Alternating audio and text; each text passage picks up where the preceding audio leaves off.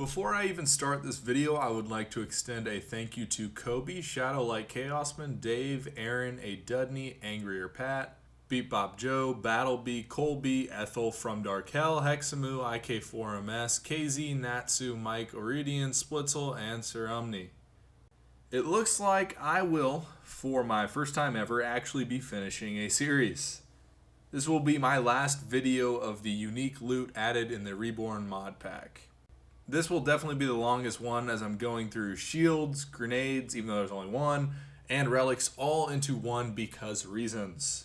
Now, I'm not going to be going over class mods, and if I do, it'll be in videos going over the changes in skill trees for each character, even though only Maya and Gage are the ones that change from the community patch, which at this point I really don't even know if I'll do it yet. Anyways, to the actual substance of this video, because no one likes long intros, let's be honest. Starting off with shields, which has the most new items added. First up is the Warp Driver, which is a legendary Hyperion shield that replaces the 1340 shield. You can get this shield from Blue, Axel the Tribute of Opportunity, or a mission reward from the mission Out of Body experience. Red text for this gun is to infinity and beyond, and I pity your childhood if you don't know that this is from Toy Story. This shield has a very cool effect that can really help some weapons out. It raises the bullet velocity by 250% when equipped. So this could be very helpful to several Torg weapons as well as things like the Sandhawk, Chroma, or so on and so forth. Other than that, it's fairly similar to a normal standard Hyperion amp drain shield. Next shield we have is the Mamba. The Mamba is a legendary doll shield that replaces the Manly Man shield, which you can get from the Wormwater Message in a Bottle quest or from Wound Spike in the Hammerlocks DLC. Red text is no, but that does explain why I'm feeling nauseous. Don't think that that has any pop culture reference tied to it. I think it's just a play on the fact that it's a largely corrosively based shield. This one is a roid shield despite being a doll shield. It adds corrosion damage on top of the roid damage and also gives immunity to corrosive damage even without the alkaline prefix. It also has a super interesting effect of guaranteeing a corrosive damage over time when you melee an enemy with it. Up next is the Big Thumper. The Big Thumper is a legendary bandit shield that replaces the Pot of Gold. You can get this one from Peter Zafford, aka the Bagman, or from Donkey Mong in the Iridium Blight. Red text is that's going to leave a mark. Yep, it's a roid shield. This is a shield that is originally from Borderlands the pre-sequel that was ported over for Reborn. The Big Thumper is a very strong roid shield that is not quite as strong as the Hide of Terramorphous, but with a longer recharge delay. In terms of damage and recharge delay, it's somewhere between the Hide of Terramorphous and the Love Thumper. Next shield is the escutcheon. This one is a legendary Tediore shield that replaces the Cracked Sash, and you can get it from Mr. Bony Pants Guy in the Unassuming Docks. This, uniquely enough, has absolutely no red text on it. Although I do believe that it is a reference to Final Fantasy. Not positive on that one either. This is a cool one because it grants ammo regeneration to not only you, but the whole team. You'll see here as I'm using the bedroom that also regens ammo, that I can basically never run out of ammo. And I just blast through areas with it. The next added shield is the Flatline. The Flatline is a legendary Torg shield that replaces the Deadly Bloom, and you can get it to drop from Henry in the Highlands. Red text for this one is going out with a bang. This one is self-explanatory because if you are using this shield, you are going to die a lot. I'm not going to lie, I do not like this shield. It makes no sense to me as to why it was added unless you incentivize dying in some way, shape, or form. It has a capacity of 1 with no ability to recharge. It lowers your fight for your lifetime to just about nothing, and the mod text says that it creates a powerful nuclear explosion when you go in to fight for your life. That would make sense possibly, but what I've found using it is that it only causes this explosion when you die. So you're gonna die a lot. Up next is the Kaki Hair. The Kaki Hair is a legendary Jacob shield that replaces the Impaler. You can still pick this one up from the Warrior or Handsome Sorcerer. Red text is Aesop Better Rewrite 226. This is a reference to Aesop, who was a Greek storyteller around 600 BC. The reference is to Aesop's Fables, specifically number 226, called The Weasel and the Man. This story is about a quick weasel that a man catches and kills, while the weasel tries to plead with the man that he does more good than evil in killing pests for the man.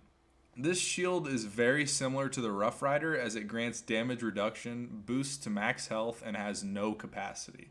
The real difference between this and the Rough Rider is that it also provides a movement speed boost as well, which, with how much I love Breakneck Banshee Maya, I absolutely love this thing. The next shield is the Anastatica. The Anastatica is a legendary ancient shield that replaces the Neogenator. You can pick this one up from Sphyco, Sully the Blacksmith, and Fuse the Tribute of Frostburn. Red text for this one is May Nothing Ever Stop You. I assume this is a reference to the plant Anastatica, which is commonly referred to as the Rose of Jericho, aka the Resurrection Plant. This shield also affects every member of your team, giving a 30% movement speed boost to the team for each Anastatica equipped. It also has a small amount of health regeneration and a very high elemental status effect resistance. Now we are on to the added Pearl shields, which is awesome because they added 6. Yes, you heard me right, 6 of them.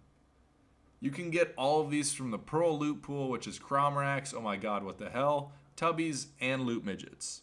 These are all also from the Mod Pack Camping Dutch Pack from Borderlands 1, which was ported over by Aaron. First Pearl added is the Undying, which is a pangolin shield replacing the fabled tortoise. Red text for this one is Never Say Die. This is due to the extended fight for your lifetime that is given when using this shield. The shield has a tremendously large capacity coupled with none of the health penalties of most pangolin shields. Second Pearl added is the Aegis. The Aegis is an ancient shield that replaces the cradle. Red text is, now that's my kind of groceries. I have no idea what Zeus's and Athena's shield has to do with groceries, so I don't know. Maybe someone can tell me that reference, because I have no freaking clue. This shield comes with the nice adds of regenerating both ammo and health. It also comes with the added bonus of basically just all better stats, as it is a Pearl shield. Definitely a far superior shield than that of the Cradle. Third Pearl added is the Primrose. The Primrose is an ancient shield replacing the Evolution. Red text for this one is the Fastest Bloomer, which is the second plant reference out of all of these shields. It has a relatively small capacity, but it counters that with a 12.5% health regeneration per second, which is probably the whole Fastest Bloomer thing.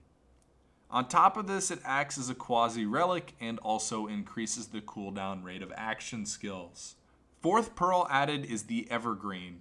The Evergreen is an ancient shield replacing the Hoplite, although as you'll see from here, mine stayed as Pangolin for some reason. I have no idea why that is, but the mod text says that it's supposed to be an ancient shield.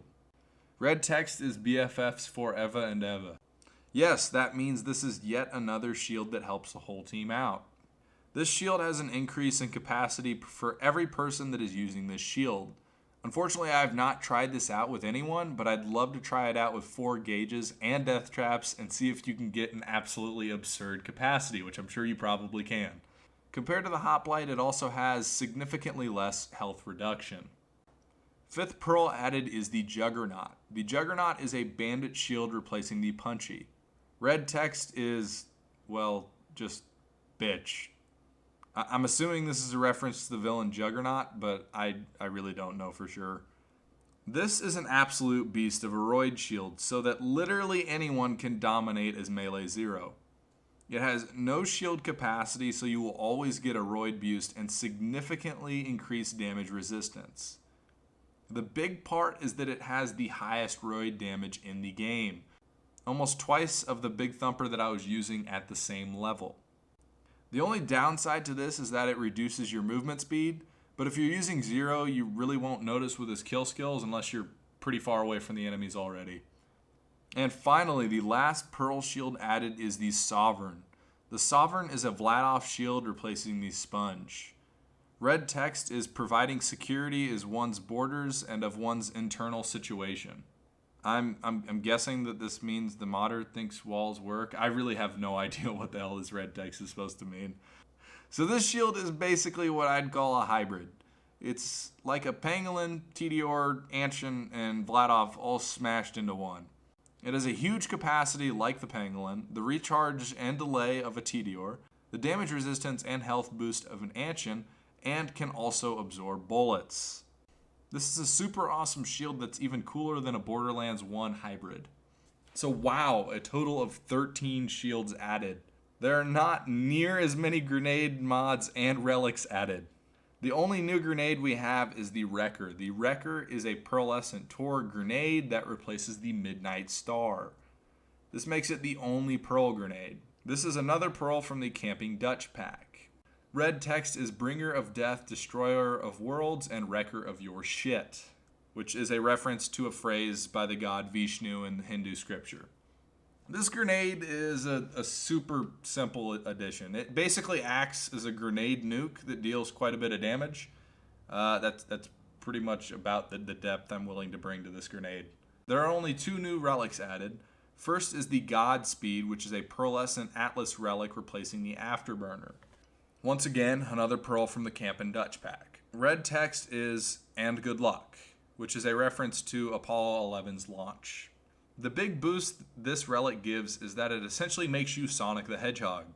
It can give you up to 500% movement speed boosts. So Breakneck Banshee Maya is almost too much fun. On top of that, it also affects your boosting for vehicles, but who really cares about vehicles? The other relic added is the Ubiquity. The Ubiquity is a pearl relic as well. It replaces the Breath of the Seraphs. Shockingly, this is also from the Camping Dutch pack. Red text for this one is Nades and Spades. This relic affects grenades by making it so that you'll never ever run out of grenades. Seriously, I tried my best. It's not possible to. The downside to this insane grenade regen is that it reduces the damage your grenades can do. I feel like Fastball, Axton, or Krieg would be very fun with this relic. So thank God I have finally finished a series. Like I said, I don't have a great idea what I'll do after this, but we will see. Once again, thanks to everyone that was involved in making this mod pack. Anyways, remember to dislike, unsub, break my washer so my whole bathroom floods, and I won't see you in the next one.